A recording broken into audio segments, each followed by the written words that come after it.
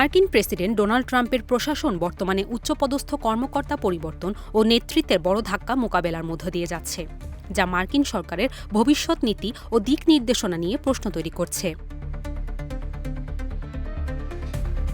এই সপ্তাহেই ট্রাম্প ঘোষণা করেছেন যে তিনি মার্কিন বিচার বিভাগের প্রধান প্যান বন্ডিকে তার পদ থেকে সরিয়ে দিয়েছেন। 1 মাসেরও কম সময়ে এটি দ্বিতীয় ক্যাবিনেট সদস্যের পদত্যাগ। জেফ্রি এপস্টিনের মামলার মতো গুরুত্বপূর্ণ তদন্তের ক্ষেত্রে তার অবহেলায় বিচার বিভাগ ক্ষুব্ধ ছিল।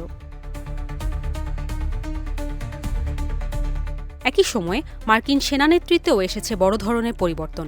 সেনাবাহিনী প্রধান জেনারেল র্যান্ডি জর্জকে সময়ের আগেই অবসর নিতে বলা হয়েছে। এছাড়া প্রশাসনের শীর্ষ পর্যায়েও পরিবর্তনের পরিকল্পনা নিয়ে আলোচনা চলছে। বেশ কিছু গুরুত্বপূর্ণ আইনের কেন্দ্রবিন্দুতে থাকা এফবিআই ডিরেক্টর ক্যাশ প্যাটেল পদত্যাগ করার কথা উঠছে। জাতীয় গোয়েন্দা বিভাগের পরিচালক তুলসি গ্যাবার্ডের ভবিষ্যৎ নিয়েও রয়েছে জল্পনা।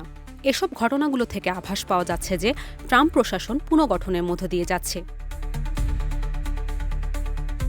কেন্দ্রীয় শাসন আরও দৃঢ় করা, আনুগত্য জোরদার এবং শীর্ষ কর্মকর্তাদের তার নীতি ও অগ্রাধিকার অনুযায়ী সাজানোর উদ্দেশ্যেই এই সিদ্ধান্তগুলো নেওয়া হয়েছে। ইরান যুদ্ধের কারণে যুক্তরাষ্ট্রের সামনে থাকা আন্তর্জাতিক আইন এবং জনমত সংক্রান্ত সমস্যার মোকাবেলা করতেই এই রদবদল করছে হোয়াইট হাউস।